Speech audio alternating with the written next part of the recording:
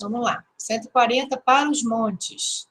Então, os que estiverem na Judéia, fujam para os montes. Foi dito por Jesus, está escrito em Mateus 24:16. Referindo-se aos instantes dolorosos que assinalariam a renovação planetária, aconselhou o mestre aos que estivessem na Judéia procurar os montes. A advertência é profunda, porque, pelo termo Judéia, devemos tomar a religião espiritual de quantos, pelas aspirações íntimas, se aproximem do mestre para a suprema iluminação.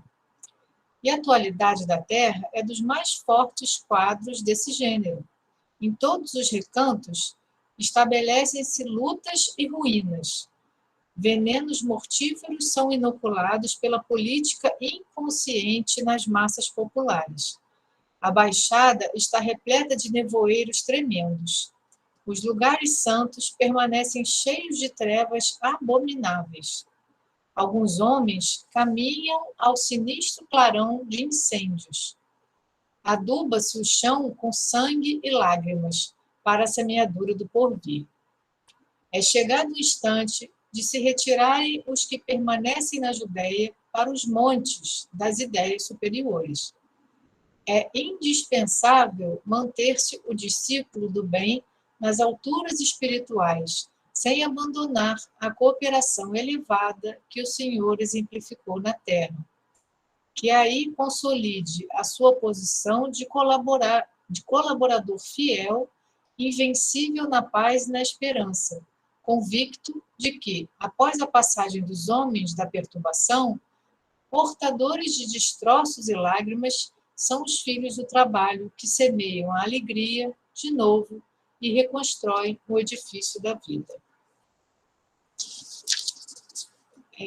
Para comentar, Laura? Sim, querida, pode comentar, por favor? Então, aqui ele diz que tempos são chegados, né, de que as pessoas se previnam de todo o mal. Né? Ele fala aqui de venenos mortíferos, de lutas e ruínas, quer dizer, as pessoas estão presenciando isso na sua vida, né? E precisam se resguardar. E aí ele coloca que as pessoas devem manter-se, né, em elevado padrão espiritual para poder cooperar no trabalho do Senhor, o trabalho edificante.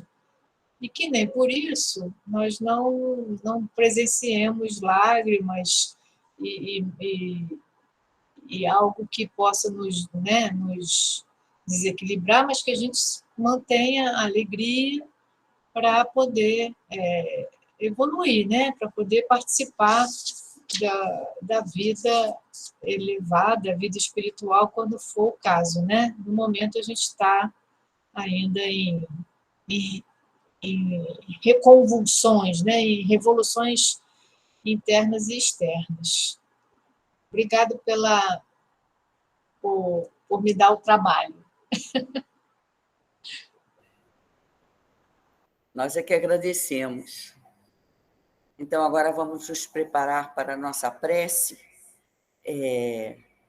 Hoje nós vamos fazer o envolvimento mentalmente, né? Vamos nos lembrar de todos aqueles que, durante esse ano todo, nós envolvemos, nós quisemos fazer com que a prece os aliviasse, os fortalecesse. Vamos lembrar de cada nomezinho desse, permitir que eles vão desfilando assim pela nossa mente e colaborando dessa maneira para que eles encontrem o fortalecimento e o equilíbrio para seguir, né, a jornada. Vamos, em primeiro lugar, agradecer a Deus, nosso Pai, a Jesus, nosso irmão maior, nosso querido Rabi da Galileia, aos bons espíritos, os verdadeiros dirigentes desse trabalho, né? Vamos envolver todos os nossos amiguinhos, envolver a nossa querida Agremiação Espírita Isabel e o Boa Nova, agradecendo por todas as oportunidades de trabalho que nós tivemos durante esse ano tão difícil de confinamento, de pandemia. Agradecer por essa oportunidade de encontrar essa telinha aqui, buscar nessa telinha o fortalecimento para que a gente perseverasse, né, desse isolamento que nos foi imposto pela vida. E, acima de tudo, pela oportunidade de aprendizado, né, que tivemos, apesar de tudo. Então, Senhor, nós estamos agradecidos, nós pedimos que Tu nos envolva nessa noite, que nós possamos receber, através da palestra da nossa companheira Vera, os ensinamentos necessários para manter o equilíbrio, para prosseguir na jornada, Senhor. Pedimos também que bons espíritos se envolvam a Vera, intuindo, alimentando-a, para que ela passe todo esse conteúdo para nós de paz e de esperança pelo ano que vai entrar, né? E que ela seja muito bem-sucedida e que nós possamos realmente beber nesse evangelho de luz que vai ser trazido para todos nós. Nós te agradecemos e pedimos ainda mais uma vez que Tu fique conosco, Jesus amado, hoje e sempre. Graças a Deus. Vera, a palavra é sua. Bom Obrigada. trabalho. Muito obrigada.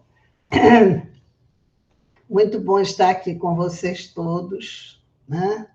A gente não pôde se abraçar pessoalmente, mas a gente está enviando o nosso abraço de Natal um pouquinho atrasado, né? Mas já preparando para o dia 1º também, para o dia 31 primeiro. Bom, o meu tema dessa noite é Jesus. Quando eu recebi esse tema, eu fiquei pensando assim, o que eu vou falar sobre Jesus? Vou falar sobre a vida dele, todo mundo conhece a vida dele. Vou falar sobre as parábolas, os ensinos, tudo isso a gente estuda muitas vezes, né? Então, eu pensei assim, eu vou pensar um pouco, eu vou buscar assim, como é que Jesus entrou no coração, no nosso coração. Porque às vezes a gente conhece, ouve falar primeiro de Jesus, né? Acho que todos nós ouvimos, ainda muito pequenos, né? Falar de Jesus, porque minha mãe, pelo menos, quando eu me lembro, eu tenho uma vaga lembrança da minha mãe me ensinando a orar. Ela ia toda noite, quando eu ia dormir, ela sentava comigo, perto da cama, e me ensinava a orar. Ela era católica, bem católica. E então, todos nós conhecemos Jesus, sim, pelo menos de nome, né? Aí eu disse assim, então vamos ver quando é que a gente permite que ele entre em nossos corações, que ele penetre mesmo no nosso sentimento, que a gente esteja realmente convicta, né, daqueles ensinamentos, daquela presença querida. Aí eu fui buscar alguns exemplos, algumas pessoas da história, né, que se tornaram cristãs, que foram cristãs assim admiráveis, que deixaram bons exemplos para nós. E eu comecei com Pedro, né? Pedro, ele encontrou Jesus, era um pescador simples, Jesus o convidou e ele foi. Olha que beleza, é isso que eu... Será que se Jesus chegasse aqui em casa e batesse, Vera, vem trabalhar comigo, será que eu ia? Eu fico pensando, você deixar tudo e seguir Jesus, já é um gesto assim, maravilhoso, né? Mas aí, com o passar do tempo, com a vivência e tudo, ele era meio terco, como se diz em espanhol, meio teimoso, né? E aí, um dia, Jesus, ele estava assim censurando os companheiros, né? Então, Jesus falou para ele que as pessoas, em geral, elas são mais fracas do que más, não é isso? São mais frágeis do que más. Não existe assim, essa maldade, né? Então, ele falou, Jesus, então, lembrou a ele que naquela mesma noite ele iria negá-lo 3 vezes. E Pedro ficou indignado. Como é que Jesus ia dizer isso para ele? Que ele ia negá-lo 3 vezes, ele, tão fiel, tão amigo, estava seguindo Jesus, como é que ele ia negar Jesus? Ainda mais 3 vezes. Antes que o galo cantasse, Jesus ainda deu um limite, né? Antes que o galo cantasse. E realmente aconteceu aquilo que todos nós sabemos, que ele estava lá no pátio, lá não sei onde, e alguém reconheceu. Olha, esse aí andava com Jesus. E ele, não conheço esse homem, não. Ele negou. Depois uma outra pessoa também o reconheceu, ele negou, e mais o terceiro, aí ele caiu em si, ele percebeu. Ele percebeu, ficou naturalmente muito triste, decepcionado consigo mesmo, mas ele deu a volta por cima. Eu acho que naquele momento ele decidiu que ele seria fiel a Jesus pelo resto da vida. E assim o foi, né? Pedro se tornou um grande trabalhador, ele fez tudo o que podia, ele pregou, visitou vários lugares, mas fundou, né? Ele criou aquela Casa do Caminho, onde ele recebia os cristãos, onde ele atendia as pessoas necessitadas. Ele era assim um trabalhador incansável e fidelíssimo, né? Fiel a Jesus. Nesse momento em que ele cai em si, né? Que ele percebe o erro cometido, nesse momento Jesus entra em seu coração. É o momento realmente em que ele abraça aquela causa, em que ele se dedica, que ele decide se dedicar e dar até a vida, realmente, que antes ele falou a Jesus que ele daria a vida, mas não deu, né? Ficou com medo na hora H. Mas daí em diante ele se tornou um grande trabalhador. Havia também Judas, né? Eu também lembrei do Judas. O Judas, ele era de uma família de comerciantes, né? Era uma pessoa, vamos dizer, ele tinha uma vida melhor que a dos outros apóstolos, né? Ele vivia bem, mas ele tinha assim um pensamento, um modo de ser muito prático, né? O Herculano Pires, ele escreve uma trilogia que ele intitulou de A Conversão do Mundo. Nessa trilogia, no primeiro livro, ele fala sobre Barrabás e sobre o Judas. Tem um pequeno relato de Judas, sobre Judas. No segundo, ele fala sobre Lázaro. Então, essa primeira, de Barrabás, é da violência para a paz. É a conversão, né? Da violência para a paz. O segundo, de Lázaro, é da impureza para a pureza. A ideia que os judeus faziam de pureza, né? Nem sempre coincidia com a que Jesus identificava como puro, né? E por fim, tem Madalena, que é o terceiro livro, que é Madalena, que é do amor sensual para o amor espiritual. É a conversão do mundo, que ele chama assim. Então, nesse livro, Judas é apresentado assim como uma pessoa muito preocupada com a parte financeira do grupo, tanto que ele era o encarregado de cuidar das despesas, ele era o tesoureiro do grupo de Jesus, né? Porque ele tinha essa vocação. E o Herculano Pires diz que ele acreditava mesmo que Jesus veio para salvar a Palestina, para livrá-los dos romanos. Mas a ideia dele é diferente. A ideia de libertação para ele era muito diferente da ideia de Jesus, né?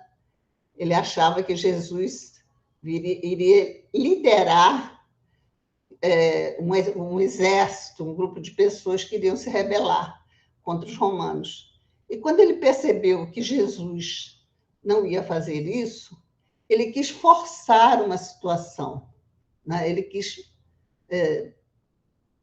dar um choque, alguma coisa assim, que fizesse Jesus tomar uma atitude. Assim como relata o Herculano Pires, né? E ele vai e entrega Jesus, né? Ganha lá os seus 30 dinheiros e entrega Jesus aos sacerdotes, ao pessoal lá do templo, né? E a gente sabe o resto. Jesus não fez o que ele esperava, que era se rebelar. E ele ficou desesperado. Ao contrário de Pedro, ele buscou o suicídio. Ele foi, se destruiu, se autodestruiu, né? E destruiu tudo, até mesmo aqueles sonhos caíram por terra. Ele foi, se matou, e dizem que quando Jesus desencarnou, a primeira pessoa que ele foi ver, depois que ele encontra lá com Maria de Magdala, lá na saída do túmulo, ele vai visitar o Judas, lá nas trevas, lá onde ele estava, né? Nas regiões trevosas. Ele foi lá encontrar com Judas, demonstrando assim, um grande amor e o perdão, uma grande lição de perdão que ele já deu da cruz, né? E nesse momento, eu acho que aquilo deve ter tocado o Judas, porque séculos depois ele renasce na França, né? Segundo informações de Humberto de Campos, irmão X, ele renasce na França e luta pela França, né? Como Joana d'Arc. Era Joana d'Arc, e a gente sabe bem a história da Joana d'Arc, né? Ela foi vendida aos ingleses, sofreu as mesmas coisas de Jesus, né? Jesus foi vendido por 30 dinheiros, foi traído, vendido, crucificado. E a Joana d'Arc, que era Judas reencarnado, foi traída, vendida e queimada viva. Ela sofreu todos os passos, né? E dessa maneira ele estava resgatando essa culpa, esse erro, essa traição que ele havia cometido contra Jesus. Vamos dizer, estava redimido, né? E continuou trabalhando em nome de Jesus. Diz que ele teve várias encarnações trabalhando em nome de Jesus, por Jesus. E o pessoal vive queimando ele aí na Semana Santa, né? O pessoal vai queimar o Judas, ou enforcar o Judas, não sei o que eles fazem. Mas ele já é um espírito já em boas condições. Esse relato está num dos livros do irmão X, eu não sei se reportagens do além. Hã? Reportagens do além. Ele ainda agindo como jornalista que ele foi no mundo espiritual, ele entrevistou várias pessoas, ele entrevistou o Judas. e está ele trabalhando agora por Jesus, né? Tá bom. Depois, Judas, nesse momento, né? Aí nessa condição de Joana d'Arc, tudo, ele abriu totalmente seu coração. Ele deixou que Jesus penetrasse ele. Jesus já fazia parte da vida dele, né? Ele seguia Jesus por tudo, por onde quer que ele fosse, onde quer que o que ele tivesse que sacrificar para ajudar Jesus, ele faria, né? Eu acho que isso acontece com todos, né? Todos nós, um dia, estaremos junto com Jesus assim, né? Estamos a caminho, estamos lutando para isso. Pois bem, outra pessoa também que eu me lembrei, quando eu estava achando, foi a Maria de Magdala. Porque a Maria de Magdala é uma história assim, extraordinária, né? Uma história de uma conversão extraordinária. Ela era uma mulher, uma meretriz, né? de alto luxo, né? Vivia num palácio, tudo.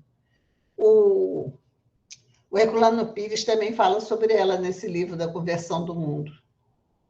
E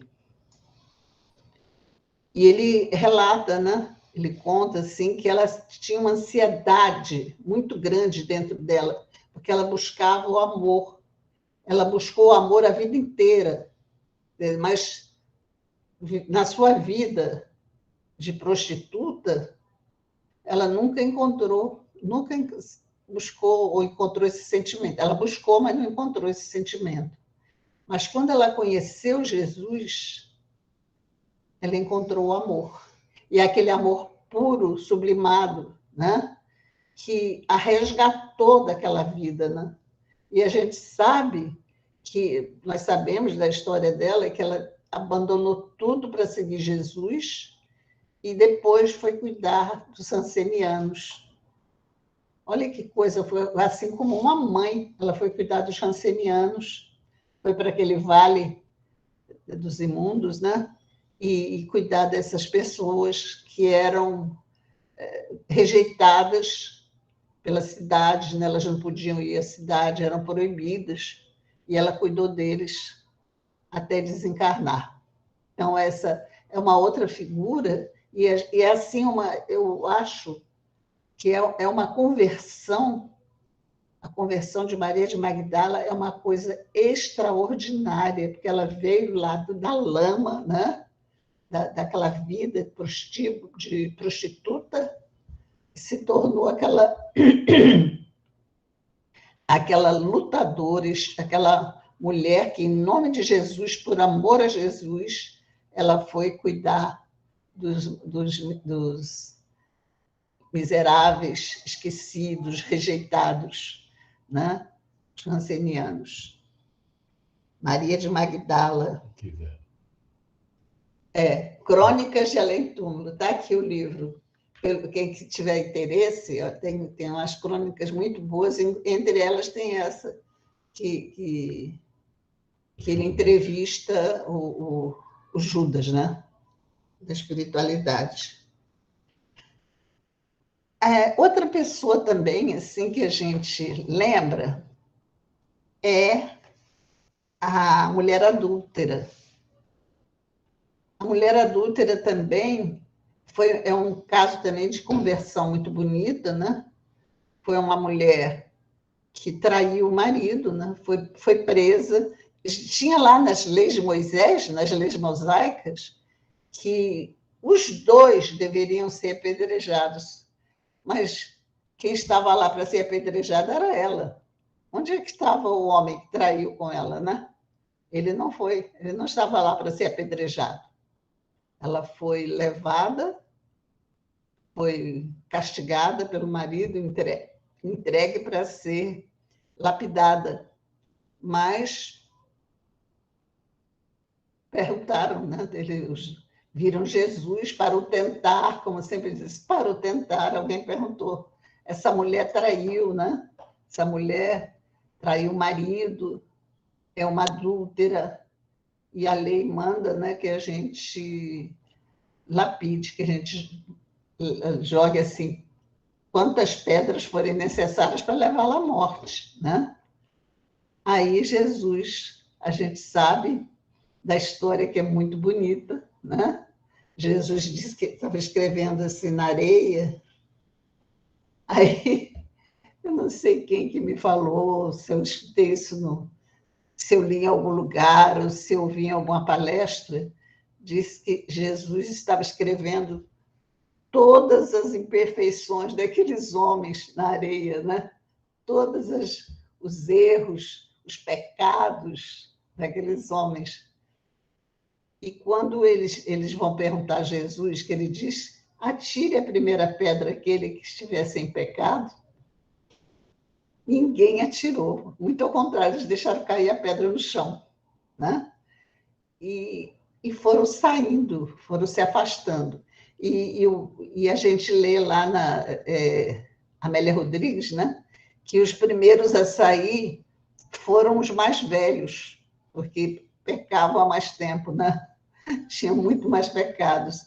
Foram saindo aos poucos, se afastando, e Jesus então diz a ela, olha, ninguém te acusou, ou ninguém te condenou, nem eu faço. Mas ele, ao mesmo tempo, ele fala para ela, vai e não peques mais. Então, ele dava essa orientação para que a pessoa não repetisse a falta, né? Que era o convite à renovação íntima, né? A sua transformação moral. Então, Jesus a orientou para isso, e ela se foi. E também, um daqueles livros da Amélia Rodrigues, ela relata que anos depois, ela estava trabalhando em nome de Jesus, e chega o marido dela no lugar lá onde ela estava trabalhando, muito ferido, muito sofrido, né? E ela é que atende o marido, que vai cuidar dele, né? Com todo carinho, com todo amor. Assim, foi muito bonita essa história. Vocês, acho que todo mundo já conhece, né? Porque como é agradável ler aqueles livros da Amélia Rodrigues, né? Aquelas histórias evangélicas tão bonitas, né? Então a mulher, a Dutra, ele não a condena, Jesus não a condena, ele aconselhou a que não pecasse mais e ela se tornou sua seguidora. Esse poder de Jesus, né? Ele convidou para a transformação. Bom, agora eu vou falar de uma pessoa que alguns já devem ter ouvido falar, outros não sei. O nome dele é João Rus. João Rus. O João Rus é um homem, eu vou até pegar aqui os dados dele. Tá aqui, João Rus. O João Rus, que está aqui. Ele nasceu em 1369. Há uma dúvida quanto ao ano de nascimento dele. Ou 1372, ou 1373, um desses 3 anos, em Usinec, U-H-U-S-I-N-E-C, aliás, o Usinec, na Boêmia. Boêmia é a Tchecoslováquia, né, atualmente. Era tcheco ele. E ele fundou o movimento Hussita. E o principal interesse dele era a teologia. Ele estudou muito, sua religião, ele era católico romano. Mas ele foi excomungado. Por que será que ele foi excomungado? Né? Por que ele foi excomungado? Ele foi excomungado porque ele tinha uns pensamentos assim, meio diferentes. Ele condenava algumas coisas da igreja. Ele disse assim que ele seguia, eu vou ler aqui. Ele foi um pensador reformador religioso tcheco iniciou um movimento religioso baseado nas ideias de John Wycliffe. Eu não sei se é Wycliffe, não, Wycliffe é o inglês. Os seus seguidores ficam conhecidos como hussitas. Ele foi executado em 1415, foi executado. Em 1415, foi queimado vivo, que nem a Joana d'Arc, né? Era moda, né, lá naquela época. E morreu cantando um cântico, que é o Cântico de Davi. Jesus, filho de Davi, tem misericórdia de mim. Ele morreu cantando essas palavras, né? E ele foi um precursor do movimento protestante.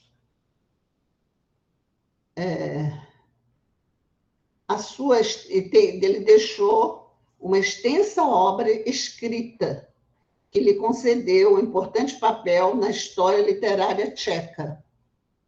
A gente esteve na Europa, foi em 19, né, Vanderlei? 20. Em 2020, nós fomos à Europa e fazia parte do nosso itinerário a República Tcheca. A gente ia visitar Praga, né? E a gente estava assim ansioso para ir, porque a gente ia visitar a estátua dele, que ele tem. A estátua dele está lá em Praga, de João Hus. E Roma e Viena, tudo, esses 3 lugares a gente não pôde ir por causa da pandemia. Foi quando começou a pandemia, eles fecharam as fronteiras e eu perdi a oportunidade de ver a estátua de João Hus.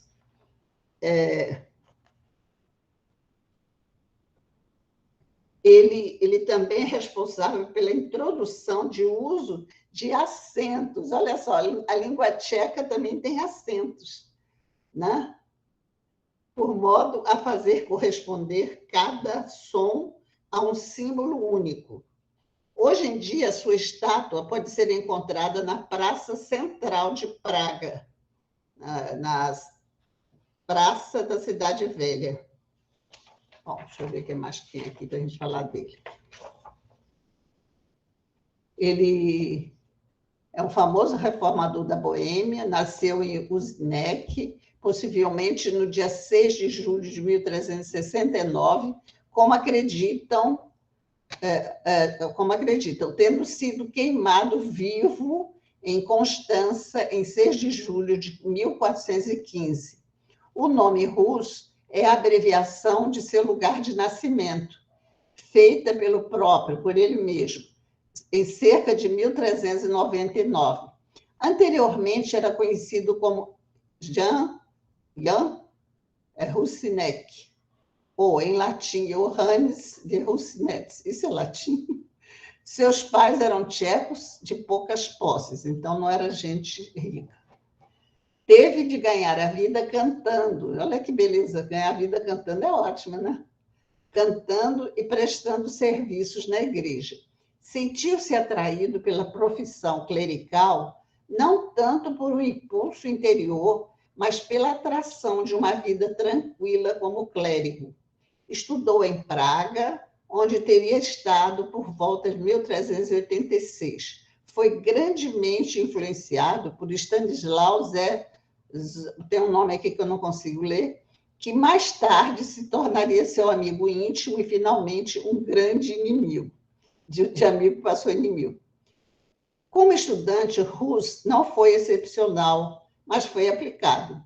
Nos seus escritos, usava frequentemente citações daquele inglês, né, John Wycliffe.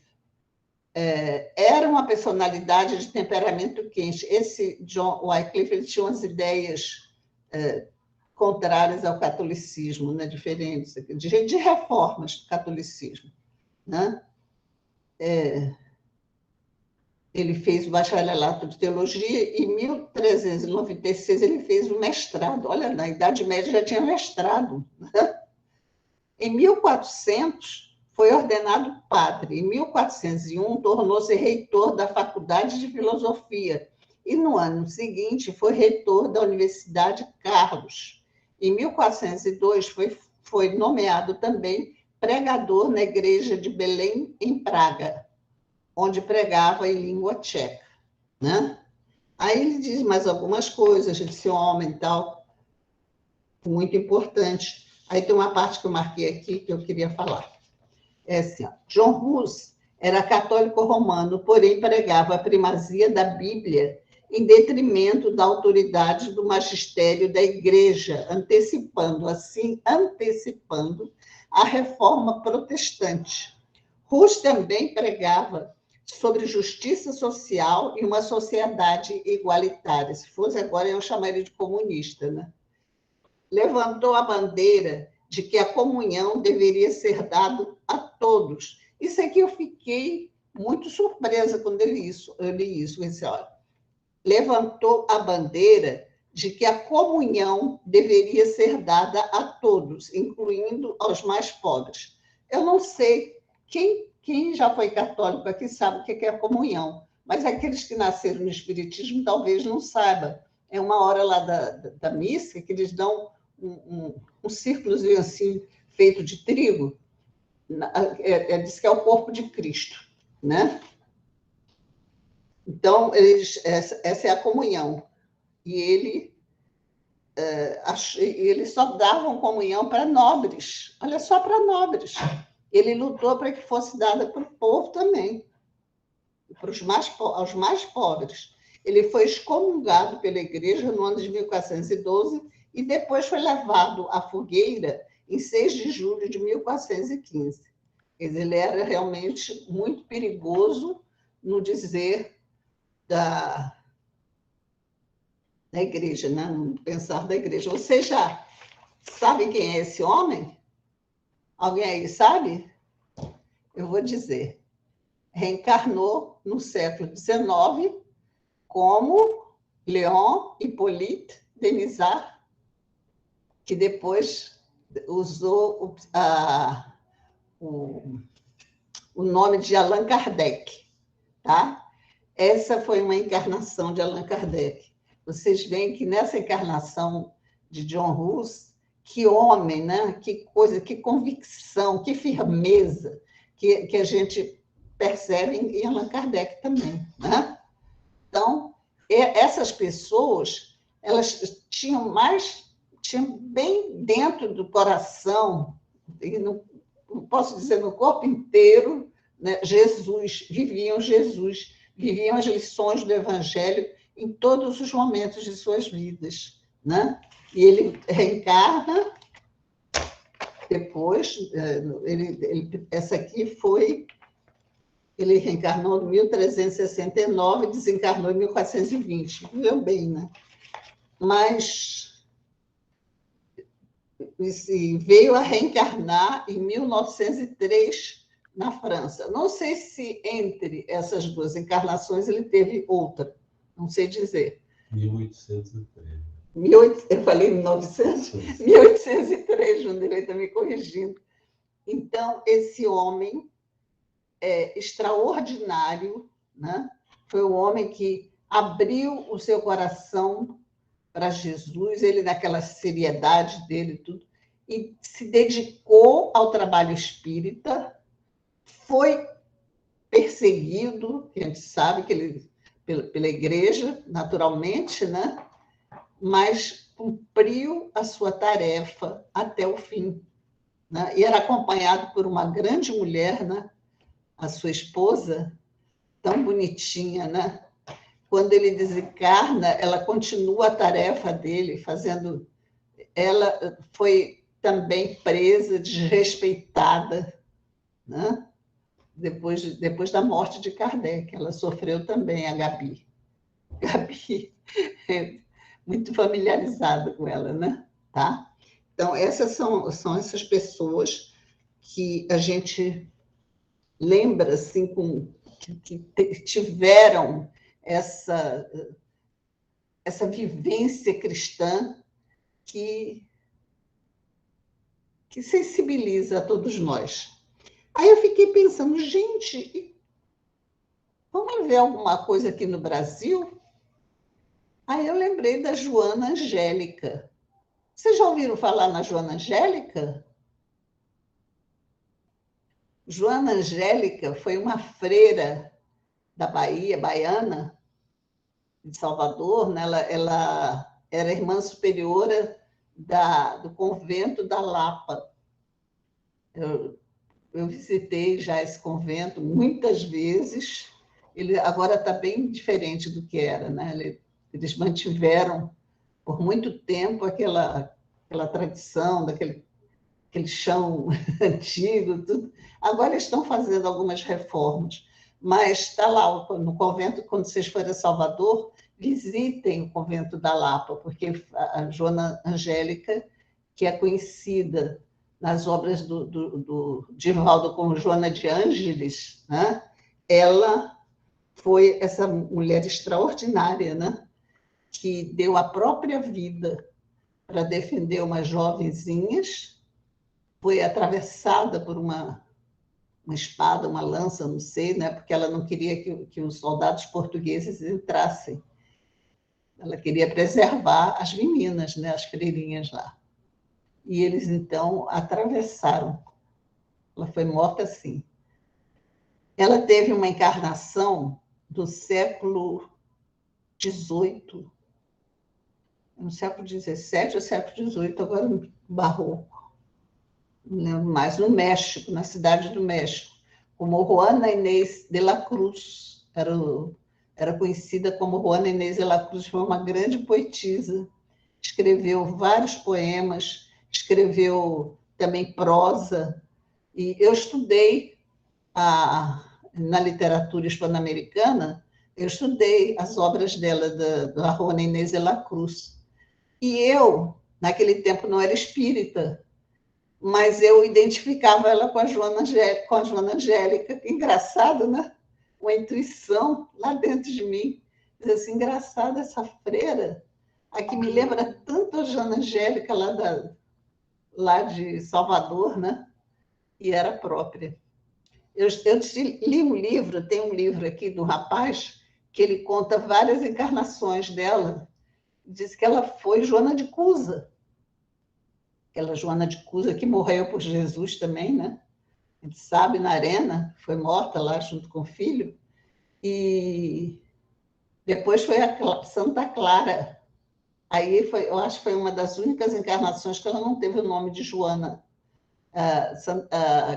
Aquela Santa Clara que era uma amiga do Francisco de Assis. Francisco de Assis também é uma mulher também extraordinária, fez muito bem, né?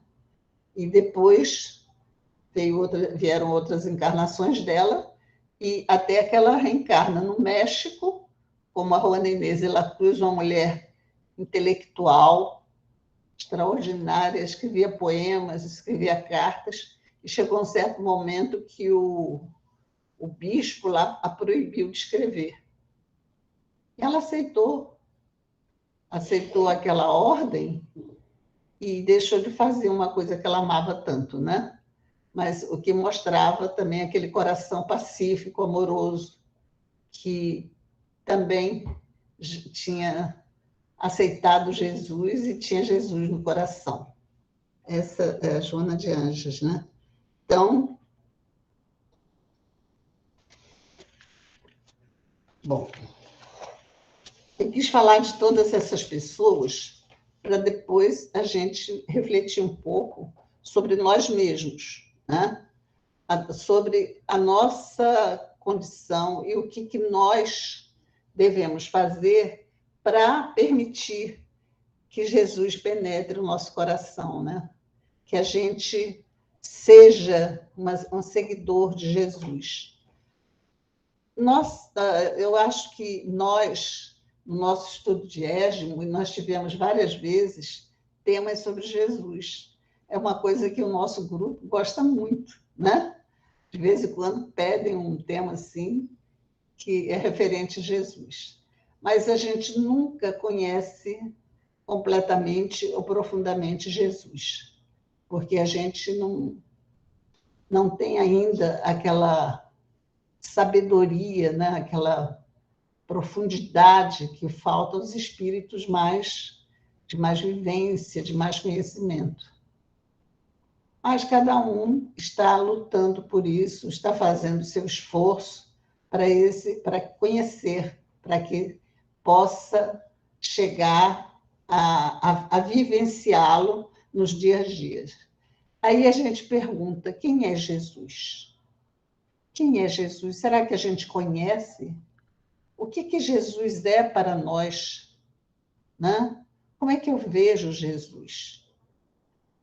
Eu me lembro que, época de faculdade, né, a gente começa a estudar aqueles autores franceses, aquele pessoal todo materialista, a gente vai se tornando, vai se afastando da religião. Aí eu comecei a dizer para todo mundo que eu era materialista. Eu me lembro que uma vez uma amiga minha disse, você não é materialista nada, velho. Você conversa fiada. Você tem Deus dentro de você, não pode ser materialista. Né? Mas eu sempre falava assim, eu respeito muito essa figura histórica, Jesus. Né? Sempre respeitei Jesus. Não com aquele sentimento religioso, tudo assim, mas como uma pessoa que se destacou na história. Tanto que ele é um marco, né? Antes de Cristo, depois de Cristo. Foi uma pessoa muito importante. Né? Respeitava assim, as convicções dele, como ele lutou pelas suas... Como ele não, lutou assim, falando, né? Ensinando por suas convicções. Então, eu tinha um grande respeito, uma grande alegria, quer dizer, alegria não, assim, um respeito, vou usar a palavra respeito mesmo por Jesus. Mas, com o tempo, a gente vai... E aconteceu comigo uma coisa interessante, né? Essa minha amiga, que me falou isso, minha colega na faculdade, eu dava aula na Faculdade de Letras, ali na Avenida Chile. A gente ficava nas férias, lá era férias dos alunos, mas não era nossa, porque a gente era CLT, só tinha férias uma vez por mês por ano, né? Eu ficava lá e a gente saía assim na hora do almoço, ia comer um lanche lá no Bob's, ali por perto, tudo. E eu conversava muito com essa menina. E ela tinha sido espírita, mas como ela sentia muita falta de ritual, ela se tornou umbandista. Mas ela estudava evangelho, ela fazia isso tudo. E ela disse isso para mim, que eu ia me tornar espírita. Eu estava fazendo terapia nessa época com um terapeuta maravilhoso, né? Aquele homem foi muito importante na minha vida. E ele falava assim para mim, era um senhor já, idoso, né? Ele falava assim, porque o Leon Denis, ele fala isso e isso, porque o Leon Denis, ele vivia citando o Leon Denis. E eu ficava muito invocada, porque eu nunca tinha ouvido falar em Leon Denis, estudei literatura francesa, e nunca tinha ouvido falar em Leon Denis. Quem era esse Leon Denis, né? Aí, quando eu me tornei espírita, descobri que era Leon Denis, né? É que ele era espírita. Aí eu fui, nas férias, eu fui para Salvador. E em Salvador, eu tive uma surpresa, que minha prima, que era muito católica, de ir à missa dia de semana, sábado, domingo, semana, ela estava frequentando o centro espírita, porque ela tinha uma mediunidade clarividente, era uma mediunidade assim, bastante forte, né? E ela não queria, ela queria rejeitar aquilo, ela jogava as coisas nos espíritos quando ela via, era assim. Então ela começou, alguém aconselhou ela a ir numa casa espírita, ela foi. Aí ela frequentava uma casa espírita que chamava Casa de Emmanuel. Gente, Casa de Emmanuel. Aí eu fui, ela me levou à Casa de Emmanuel. E eles fizeram uma coisa que a gente nunca faria na agremiação. Primeira vez que eu ia, não era nem espírita, e eles me botaram na reunião mediúnica. A reunião mediúnica deles era enorme, tinha muita gente. Aí uma médium chegou até mim, me deu um passe. Ela me deu um passe, gente, que eu parecia que tinha tirado um peso, uma coisa assim, tinha arrancado uma roupa pesada que estava em cima de mim. Eu me senti leve, a ponto de ficaram umas moças atrás, eu ia caindo para trás, assim, as moças me seguravam, né? Tal era a força, sei lá, nem sei como expressar isso. E naquele momento eu me senti como liberta, como se eu tivesse sido livrada de alguma coisa, de algum peso, talvez algum obsessor que tenha sido afastado, né? E eu me senti. Aí eu saí de lá dizendo: eu quero ser espírita, eu quero ser espírita. E a primeira coisa, quando eu cheguei aqui ao Rio de Janeiro, foi procurar uma casa espírita que eu queria, mas eu tinha muito medo de entrar numa casa errada, porque, imagina, se eu procurasse por mim, eu podia entrar numa casa de umbanda, né? Pensando que era espiritismo. Aí a minha tia falou assim: não, Vera, tem um senhor lá no centro que ele é espírita. Ele falou para você ir à Federação Espírita Brasileira. Aí eu fui na rua... Na Avenida Passo, na Avenida Passo. Aí eu fui lá, fui conversar com o senhor. Aí eu falei assim: o senhor lá em Salvador disse que eu sou espírita da linha oriental. Uma pessoa lá em Salvador disse que eu sou... Minha filha, aqui a gente só tem uma linha. Jesus serve. Eu fiquei super envergonhada, porque aí eu percebi que eu tinha falado uma besteira. Né? Eu falei: serve, serve. Aí ele me deu o nome do Seara Fraterna, que foi o centro que eu frequentei até casar com o Vanderlei, né? Eu frequentava o Seara Fraterna por muitos anos.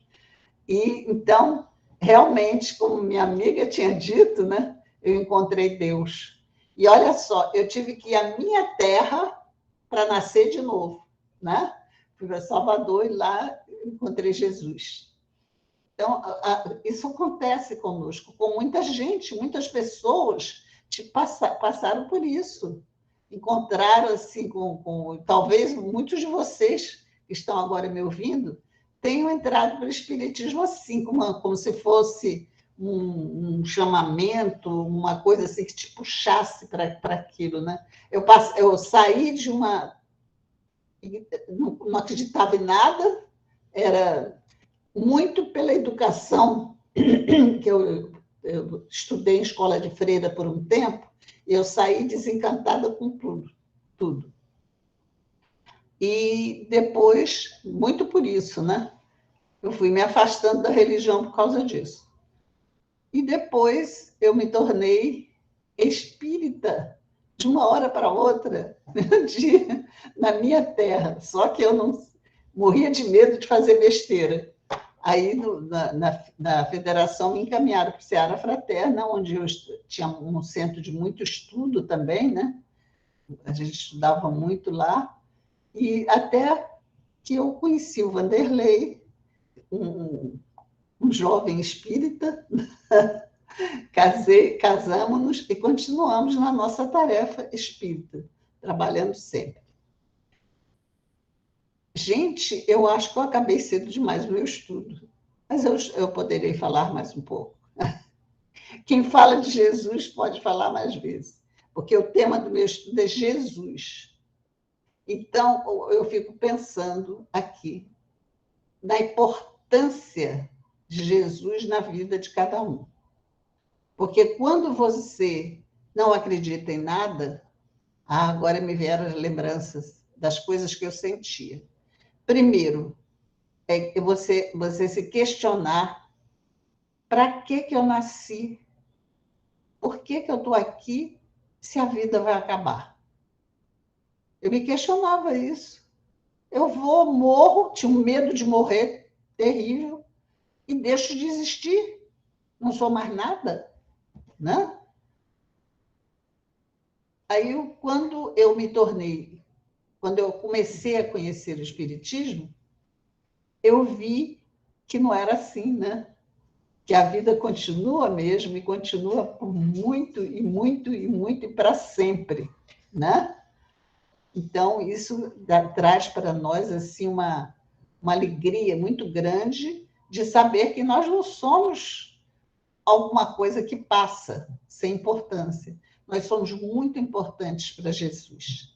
E ele nos espera, e ele nos dá as orientações, ele desceu, veio até nós, para nos ensinar pessoalmente, trouxe as suas lições, deixou o seu evangelho, que é a boa nova, né? As boas, belíssimas notícias que ele trouxe para nós, e nós vimos durante o tempo em que Jesus esteve entre nós, até os dias de hoje, né? Como o cristianismo foi se desenvolvendo e muitas vezes, né? Muito deturpado, muito desviado das suas verdadeiras lições, né? Então, isso é uma coisa muito triste, a gente saber que a pessoa receber umas orientações tão bonitas, que fala do amor, que nos ensina a amar a Deus sobre todas as coisas, ao nosso próximo, a amar sempre, ser desviada, né? Colocarem tanta coisa que era do interesse da Igreja Católica, não do Cristo. Mas o Espiritismo resgata toda aquela lição. Quando eu me tornei espírita, é que eu fui saber o que era o cristianismo, porque no meu tempo de jovem, né, de católica, de colégio interno, era proibido.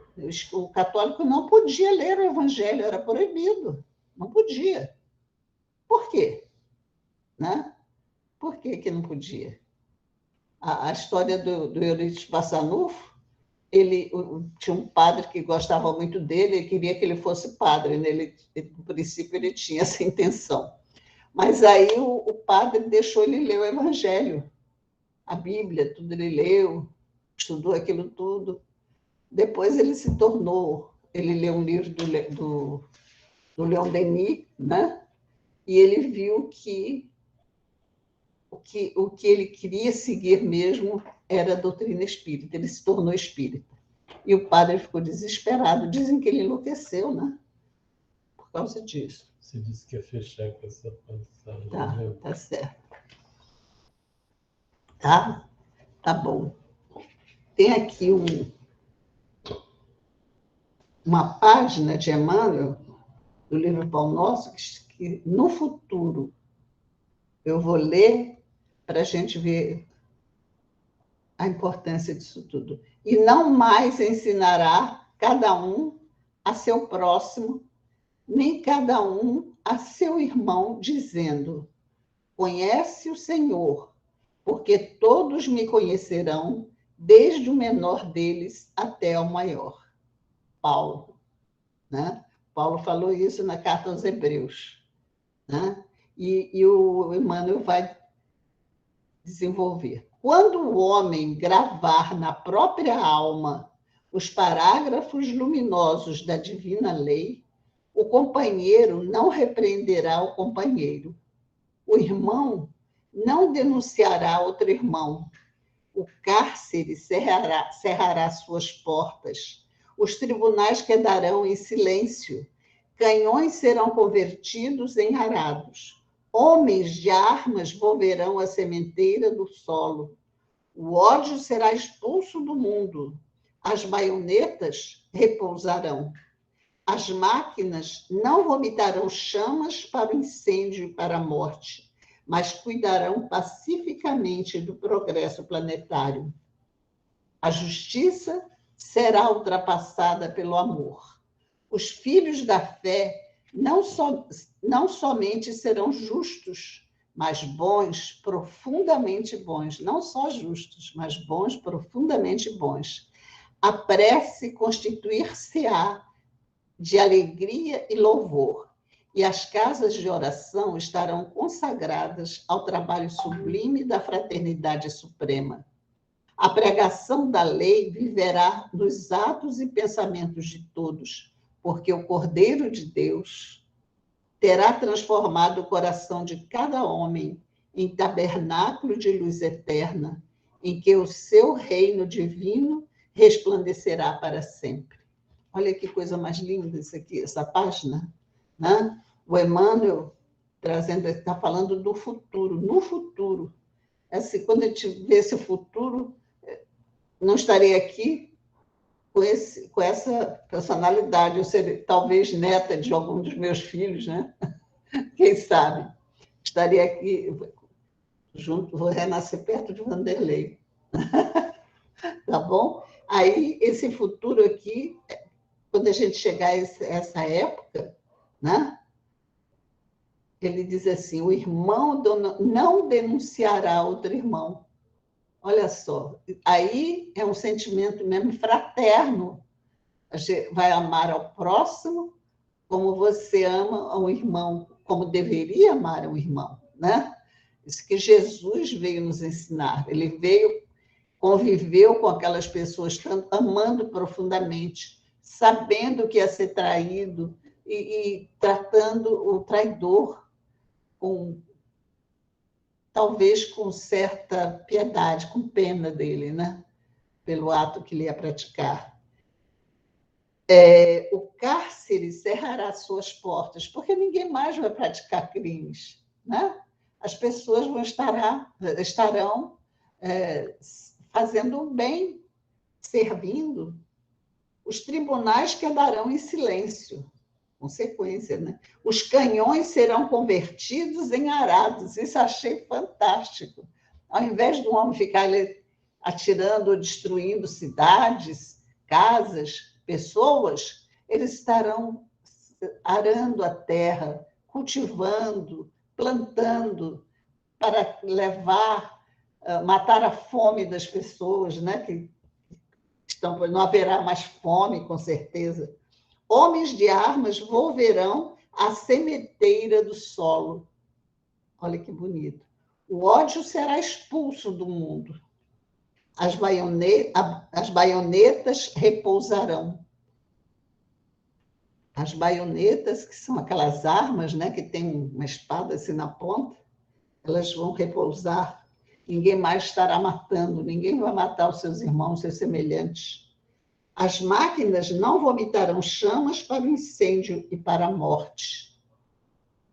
A gente vê assim, ouve nas notícias, vê nos filmes, como as pessoas matam sem nenhum sentimento, né? Elas matam assim com a maior naturalidade, como se aquilo fosse uma coisa normal de se fazer todo dia, né? Mas cuidarão pacificamente do progresso planetário. As máquinas vão servir para o progresso planetário. E a justiça será ultrapassada pelo amor. Vai haver tanto amor que não será necessário usar a justiça, né? Os filhos da fé não somente serão justos, mas bons, profundamente bons. Né? Olha só. Você desenvolver no seu coração só um sentimento de bondade, né? Nem maldade sai do vocabulário, não vai nem se usar essa palavra mais. A prece constituir-se-á de alegria e louvor, e as casas de oração estarão consagradas ao trabalho sublime da fraternidade suprema. A pregação da lei viverá nos atos e pensamentos de todos. Meu Deus, que coisa linda, né? Todos estarão lá, cumprindo a lei, principalmente a lei de Deus, né? Porque o Cordeiro de Deus, o nosso Jesus, o nosso governador, o nosso mestre, ele terá transformado o coração de cada homem em tabernáculo de luz eterna. O coração de cada homem em tabernáculo de luz eterna, onde ele irá morar, né? Vai morar no coração de cada um, porque nós estaremos abrindo as portas de nosso coração para que Jesus venha até nós, né? Em que o seu reino divino resplandecerá para sempre. meu reino ainda não é deste mundo. Aqui está, isso Jesus falou, né? E isso tá, e o título da página é No Futuro, mas no futuro será. No futuro, o rei, porque ele diz ainda, ele usa o advérbio ainda. Meu reino ainda não é deste mundo, mas será um dia. E vai depender de todos nós contribuirmos para isso.